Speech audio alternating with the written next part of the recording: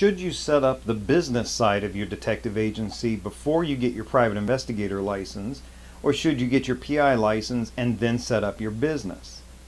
Hi, Larry Kaye, ShadowAnyone.com, and the creator of the Investigator's Ultimate Guide series, premium private investigator training from someone who's been there and done that.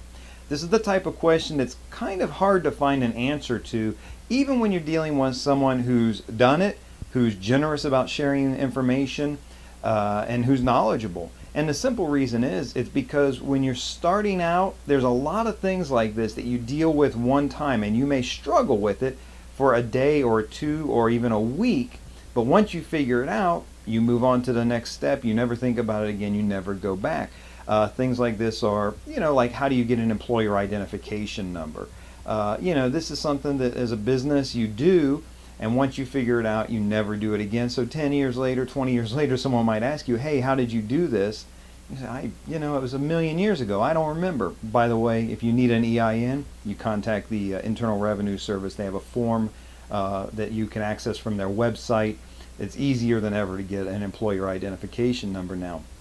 But this is the type of thing that people do once and forget about. So when a viewer emailed me and asked me this, which do you do first, set up the business entity or get your detective license, I had to really stop and think, because it's been over 20 years ago since I've dealt with that problem. Here's the way I did it, and here's what I would recommend for you. Set up the business entity first. In other words, get your business name registered.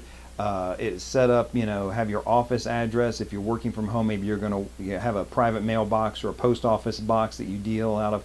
Get all of that set up, including your EIN, for example, what kind of business entity you're going to be, a sole proprietor, LLC, incorporated, whatever it is. Get all of that set up before you go for your PI license. And here's why I say that. When you're filling out your application to be a private investigator, they're going to want to know the name of your detective agency. They're going to want to know the address and things like that. If you go to fill out that application and you don't have a detective agency name yet, you haven't set up a business name, you either have to leave that blank, which could slow down or even completely scuttle your application, or you have to think off the top of your head real quick, well, I'll call it this. And whatever you choose quickly like that, that name is probably already taken by someone else. So you may go through the whole application process and say, oh, I'll name it after myself, Joe's Investigation Service. But then sure enough, when you go to register this name and when you go to build up the business entity of it, you'll find that some investigator named Joe has already taken that name. So my advice to you, look around, ask around. If you have anybody in the business world that can help you with this type of thing, they'll be a good guidance.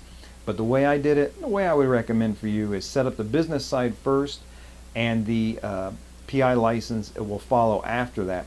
Now, a big caution for you here, this is a warning for you. Once you've set up the business entity, be very cautious not to start taking cases.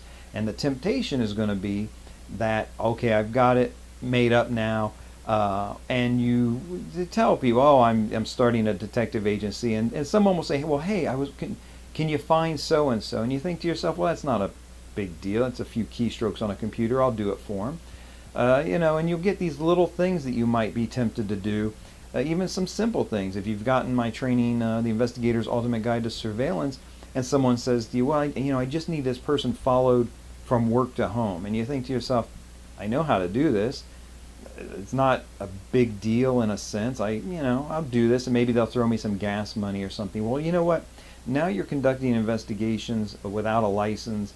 You're getting paid for it. This is a real problem and can really mess up your application when you go to get your license. So when you set up your business entity first, don't think for a moment that authorizes you to do business. Interesting second thing for you about that is you'll be tempted to have business cards printed up once you have your business name and address and that. Think about holding off on the business cards. Number one, you will be tempted to give them out to people, and that could lead to a confusion about whether you're practicing as an investigator, without a license. But number two, your state may require, or you may want to have, your PI license number on your business card. And until you get the license, you don't know what number to put on the business card. So Just save yourself a little money, get the license, and then get the business cards. I hope that is very helpful to you. I know a lot of people have these questions when they're starting out, and I'm happy to help you. Contact me if you want. Go over to shadowanyone.com on the About Larry Kaye page. There's my email address. You can send me an email, ask me any questions you've got. This is Larry Kaye, shadowanyone.com. Remember, do the right thing, even if it's the hard thing.